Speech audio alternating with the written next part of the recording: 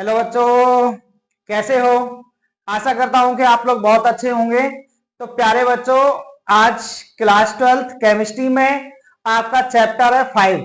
कौन सा चैप्टर है बच्चों?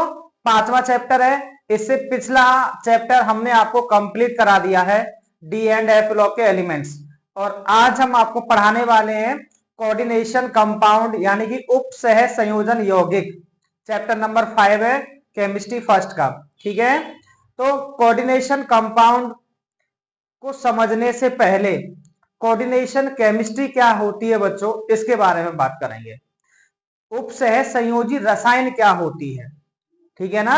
रसायन विज्ञान की वह शाखा जिसके अंतर्गत उपसह संयोजी यौगिकों का अध्ययन किया जाता है, क्या कहलाती है बच्चों?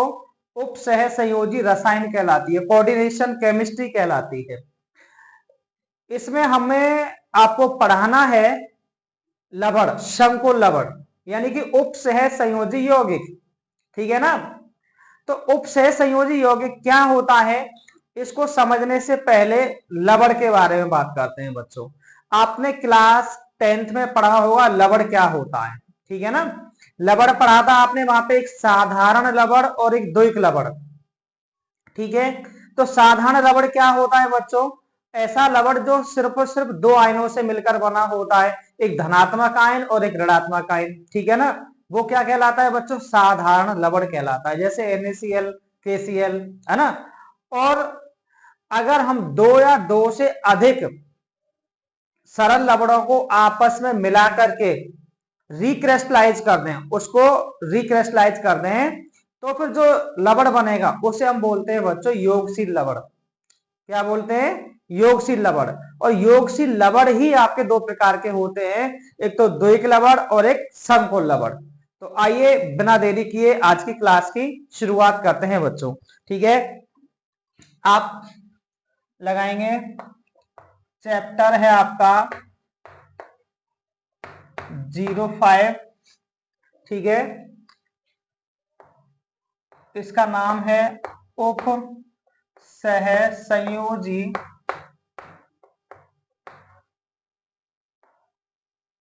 उपसह संयोजी यौगिक।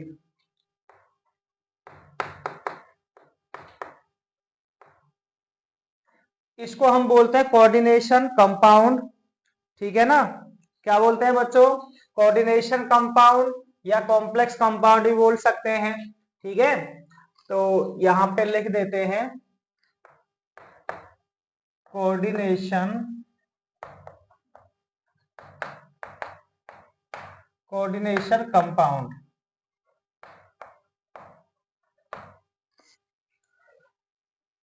तो सबसे पहले हम इसमें आपको उपसह संयोजी रसायन की परिभाषा बताएंगे। ठीक है, तो आप हेडिंग लगाइए,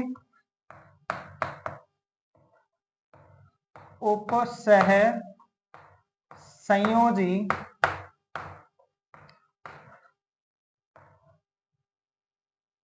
रसायन।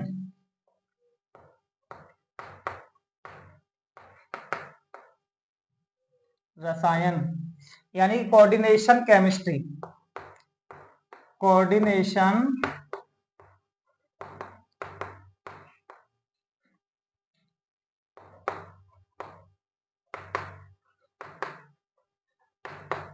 केमिस्ट्री होती क्या है?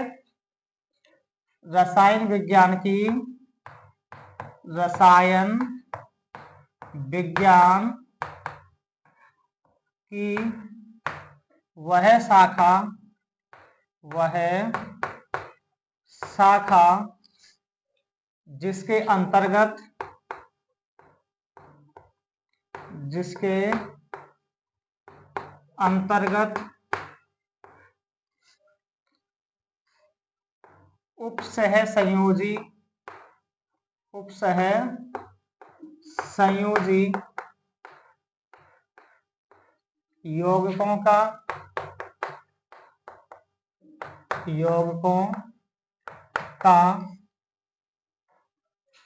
अध्ययन किया जाता है। अध्ययन किया जाता है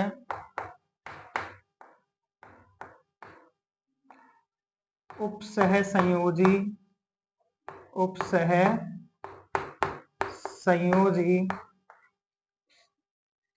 रसायन, रसायन कहलाती है। उपसह संयोजी रसायन कहलाती है। ठीक है, तो इसमें हमें आपको जानकारी देनी है थोड़ी सी पहले लवण के बारे में बच्चों। किसके बारे में? लवण के बारे में। तो क्या है लवण? लवण को इंग्लिश में बोलते हैं बच्चों साल्ट। क्या बोलते हैं? साल्ट। ठीक है ना। तो ये लवण आपने पढ़ा था क्लास 10th में, साधारण लवण, साधारण लवण। तो साधारण लवण और दूसरा क्या होता है बच्चों? योगशील लवण, योगशील लवण। इसको बोलते हैं एडिशनल या एडिशन साल्ट, और इसको बोलते हैं बच्चों सिंपल साल्ट, सिंपल साल्ट, साधारण लवण। तो साधारण लवण में तो बच्चों दो ही आयन होते हैं। कितने आयन होते हैं? दो, एक तो पॉजिटिव और एक नेगेटिव। जैसे कि NaCl, KCl, है ना, ये सभी आपके क्या है? साधारण लवण है। ठीक है ना। और योगशील लवण कब बनता है? जब हम दो या दो से अधिक सरल लवणों को आपस में मिला करके उसे रिक्रिस्टलाइज कर दे, है ना, तब बनता है आपका योगशील लवण। और योगशील लवण होता है बच्चों दो प्रकार का। कितने प्रकार का? दो प्रकार का। एक तो द्विक लवण, द्विक लवण, और एक संकुल लवण, संकुल लवण। ठीक है ना। तो द्विक लवण को इंग्लिश में बोलते हैं बच्चों डबल साल्ट, डबल साल्ट, और संकुल लवण को बोलते हैं कॉम्प्लेक्स साल्ट। ठीक है ना। तो प्यारे बच्चों पहले आप इसको नोट करिए। हमारे कोर्स में तो संकुल लवण है, वही हमें पढ़ाना है। ठीक है ना। और द्विक लवण के बारे में भी थोड़ी सी चर्चा करेंगे। बाकी इसको नोट करें, फिर यहां से शुरुआत करते हैं द्विक लवण से। द्विक लवण होता क्या है? ठीक है, आप नोट करें इसे।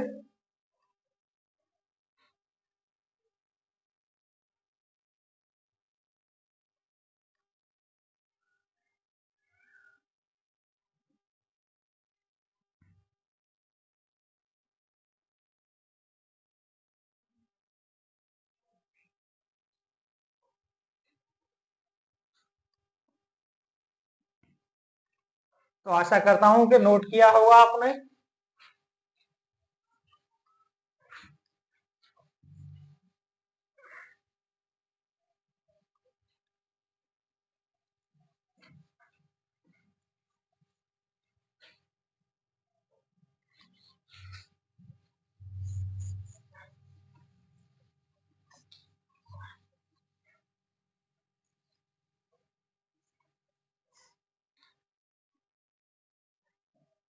अब बात करते हैं बच्चों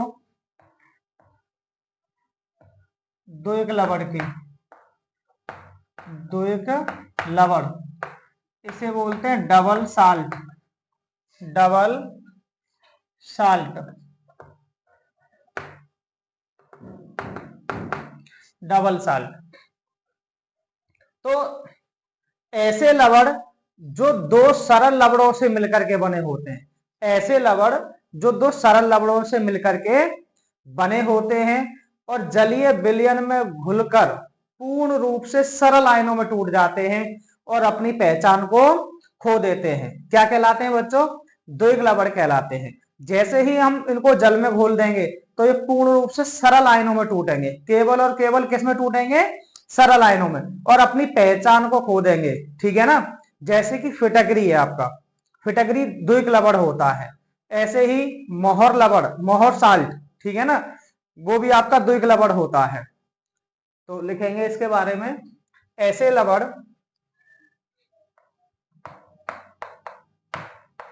ऐसे लवण जो दो सरल लवणों से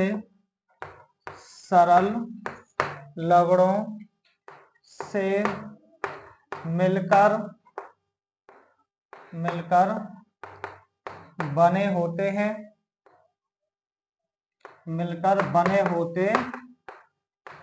हैं, ऐसे लवण जो दो सरल लवणों से मिलकर बने होते हैं और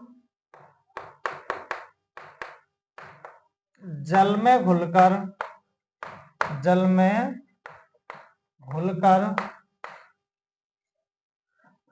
पूर्ण रूप से सरल आयनों में टूट जाते हैं और अपनी पहचान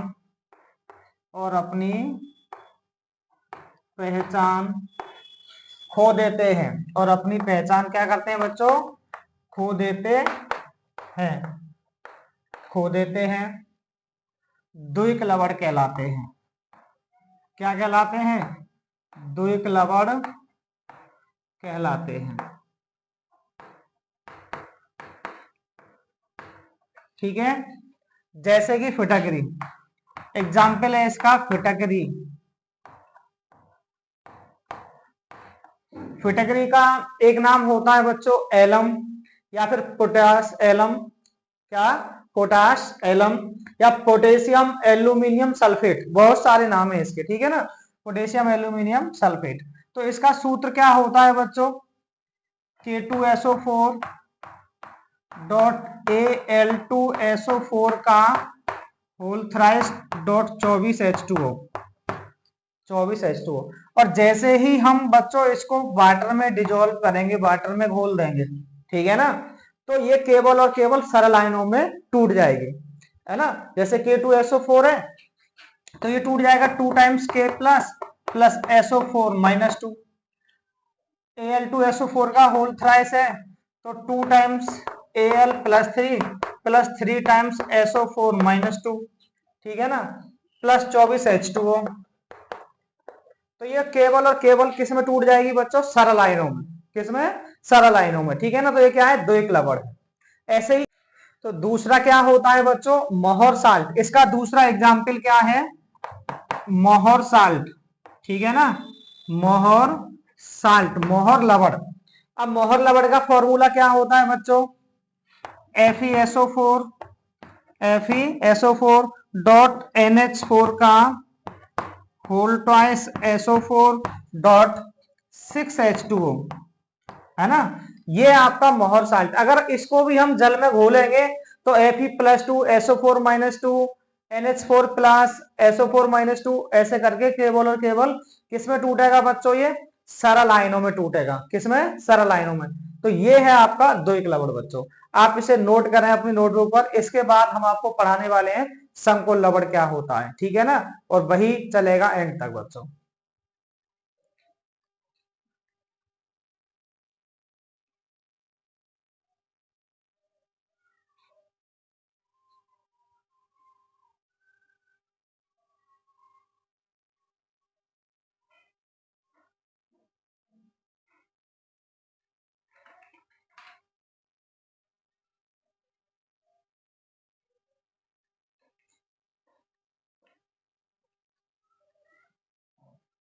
तो अब बात करेंगे बच्चों समकोल लवण की।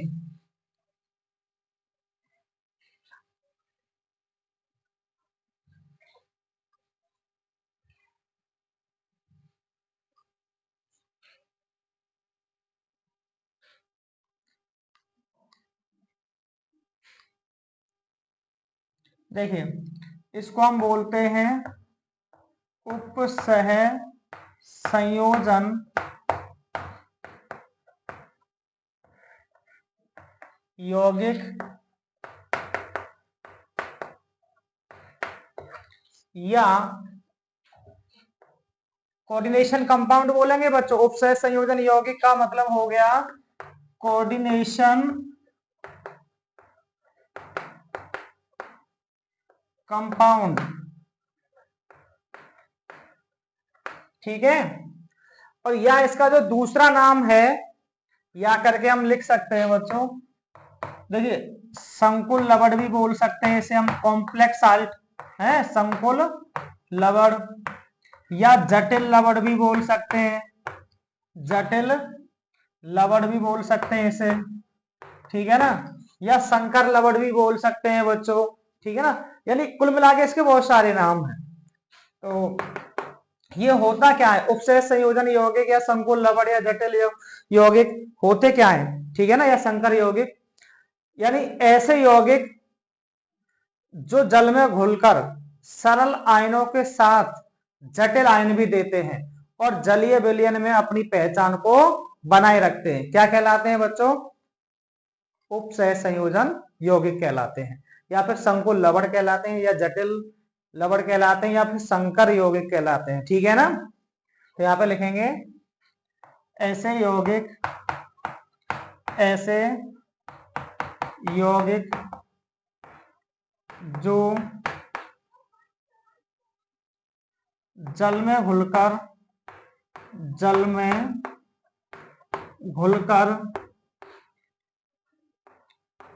सरल आयनों के साथ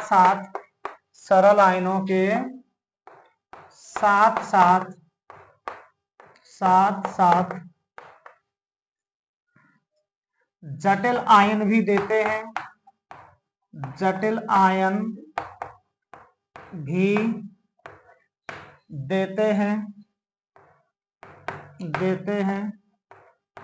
और जलीय विलयन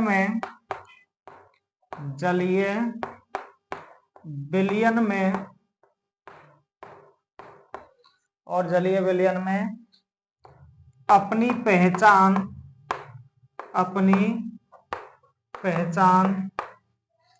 बनाए रखते हैं,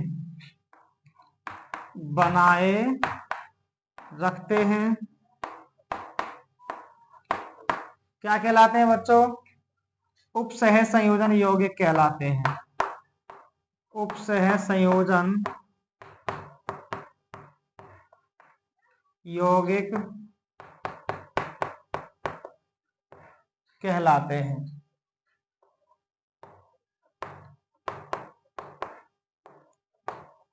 ठीक है। अब जैसे एग्जाम्पल पोटेशियम फेरोसाइनाइड,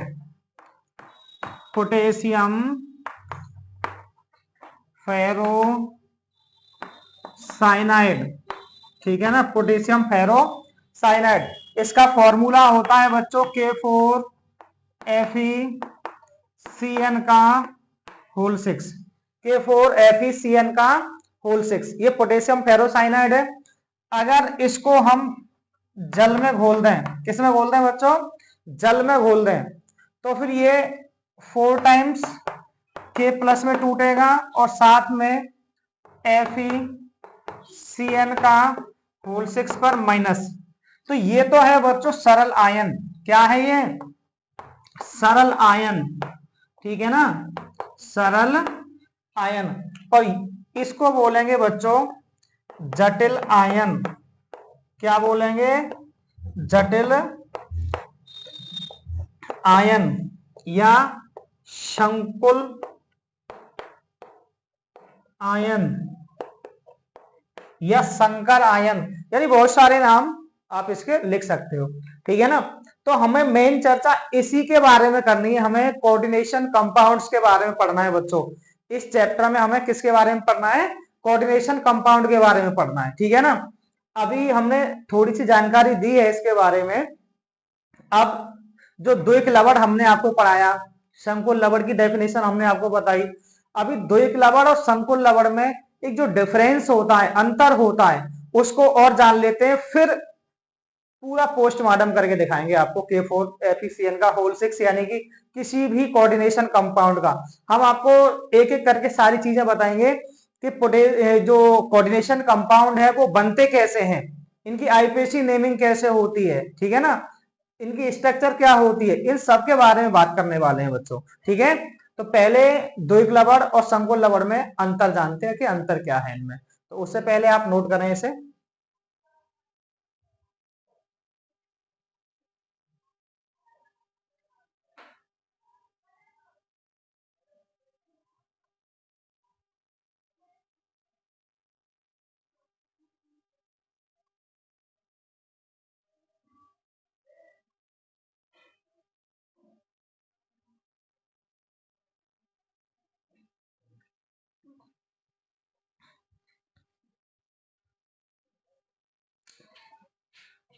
अब बात करते हैं बच्चों संकुल लवण और द्विक लवण में क्या डिफरेंस होता है, अंतर क्या होता है इसके बारे में।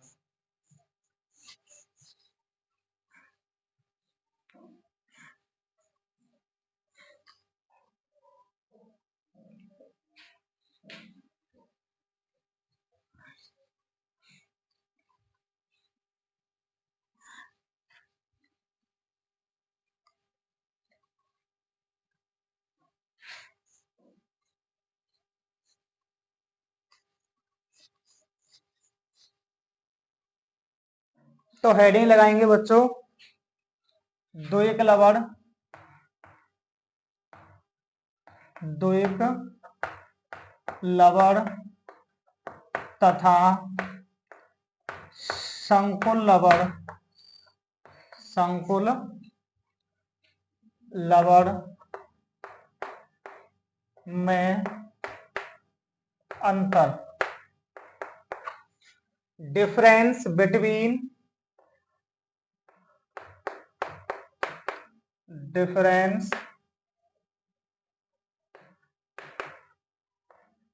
बिटवीन डबल साल्ट,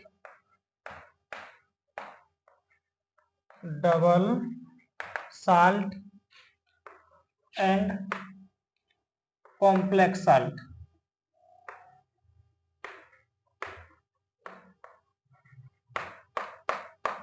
ठीक है, तो सबसे पहले कॉपी के दो भाग करेंगे बच्चों, कॉपी के दो भाग कर लेना।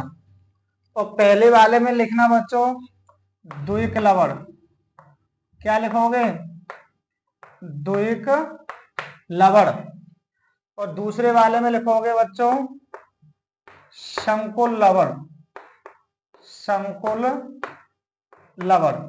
ठीक है, तो पहली बात करें हम कि जो द्विक लवण होते हैं बच्चों, ये केवल और केवल ठोस अवस्था में ही अपनी पहचान को बनाए रखते हैं, केवल और केवल ठोस अवस्था में, जबकि ये ठोस अवस्था और जलीय विलयन दोनों में अपनी पहचान को बनाए रखते हैं, क्योंकि ये जो जटिल आयन देते हैं वो जटिल आयन जल में बिल्कुल भी नहीं घुलता है बच्चों, और उसी के कारण इनकी पहचान होती है संकुल लवणों की।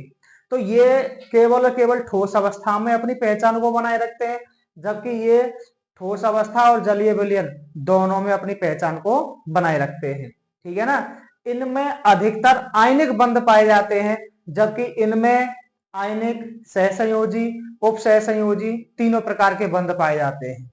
ये जल में घुलकर केवल और केवल सरल आयनों में टूटते हैं, जबकि ये जल में घुलकर सरल और जटिल दोनों प्रकार के आयनों में टूटते हैं बच्चों। ठीक है ना। अच्छा, इनकी बात करें, इनके भौतिक गुण आयनों के समान परंतु रासायनिक गुण अपने आयनों से भिन्न होते हैं, जबकि इनके भौतिक और रासायनिक गुण दोनों ही अपने आयनों से क्या होते हैं, भिन्न होते हैं। ठीक है ना, ये डिफरेंस है बच्चों इनमें। ठीक है, तो यहां लिखेंगे नंबर 1, ये केवल ठोस अवस्था, ठोस अवस्था में ही अपनी पहचान बनाए रखते हैं, बनाए रखते हैं। और जबकि इनकी बात करें तो ये ठोस अवस्था, ठोस अवस्था एवं जलीय विलयन जलीय विलयन दोनों में अपनी पहचान बनाए रखते हैं,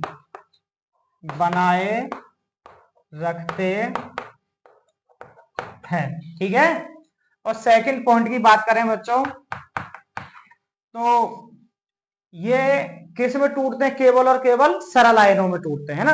ये विलयन में केवल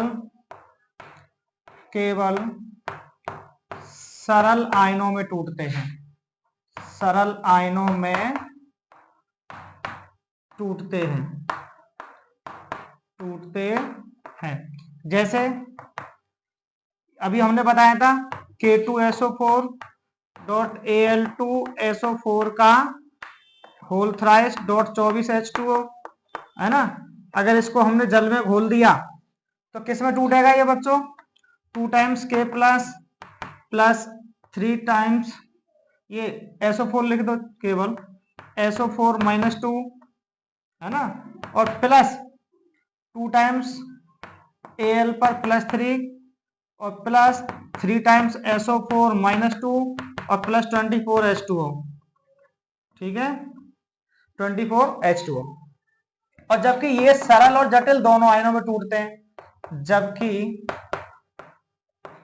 ये विलयन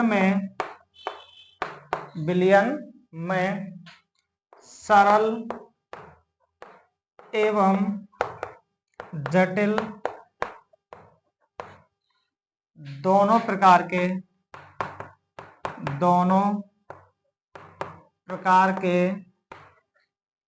आयनों में टूटते हैं, ठीक है। जैसे हमने बताया था आपको एग्जाम्पल में K4FeCN का होल 6, अगर इसको हम जल में घोल दें तो क्या बनेगा? 4 टाइम्स K प्लस FeCN का होल 6 -4 आवेश है इस पर। ये जटिल आयन है और ये क्या है बच्चों? सरल आयन है, ठीक है ना। इनमें अधिकतर आयनिक बंध पाए जाते हैं। अधिकतर की बात हो रही है बच्चों, वैसे ना कोवैलेंट बॉन्ड हो सकता है, कोई दिक्कत नहीं है, लेकिन अधिकतर की बात हो रही है, ठीक है ना। इनमें अधिकतर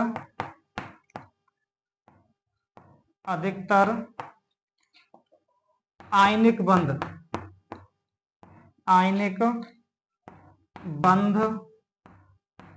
पाए जाते हैं,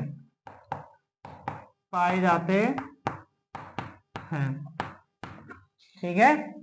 और जबकि इनकी अगर बात करें हम तो इनमें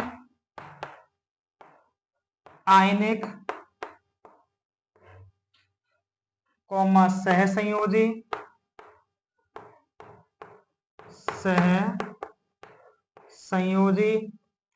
और उप सहसंयोजी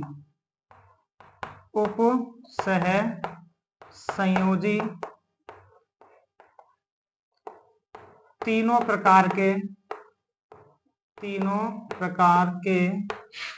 बंध पाए जाते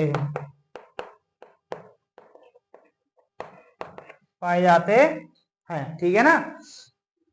अगर हम बात करें इनका, अगला पॉइंट आप स्वयं लिख लेना, मैं बोल दे रहा हूं बच्चों, ठीक है ना।